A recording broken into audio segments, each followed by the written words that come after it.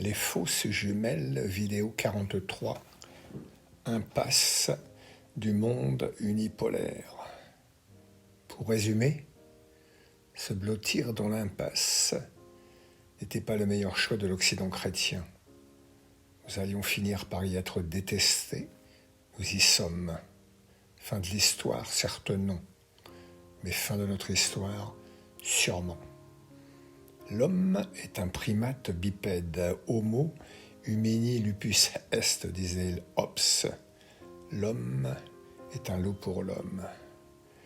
L'internationalisation du monde est une excellente chose quand il s'agit de mettre à la disposition des peuples les cultures, les savoirs, les richesses, les outils et enfin la paix.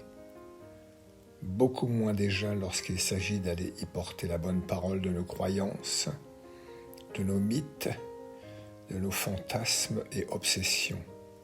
Ils existent déjà dans l'âme des peuples et leur histoire.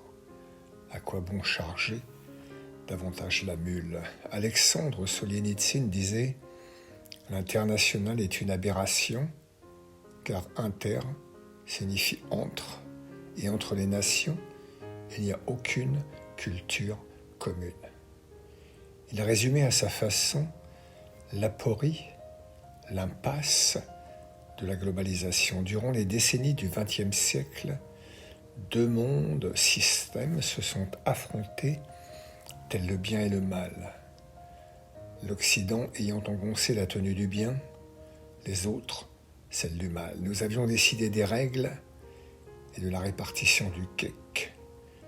Yalta, 1945. Puis, sous l'effet de la guerre, la démographie, l'économie suprémaciste quasi exclusivement blanche et de l'évolution presque darwinienne des mondes, les instincts de survie se sont réveillés, parfois sous l'effet aussi de nos propres coups de boutoir, surtout enfin des idéologies révolutionnaires, d'indépendance et d'anticolonialisme. Aucune leçon n'avait été tirée des errements de la pensée mythique, fatale à la civilisation grecque antique, l'appétit de conquête, la volonté de puissance avec tous les mensonges et les cruautés qu'ils inspirent. Nous poursuivions notre sillon sans même voir le sol s'effondrer sous nos pieds.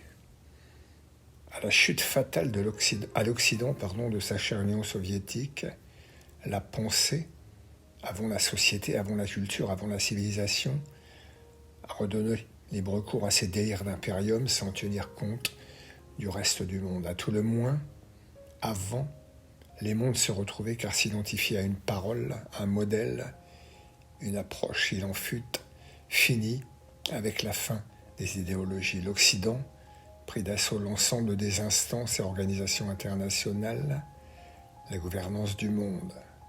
Nous nous étions blottis dans l'impasse, pas si douce.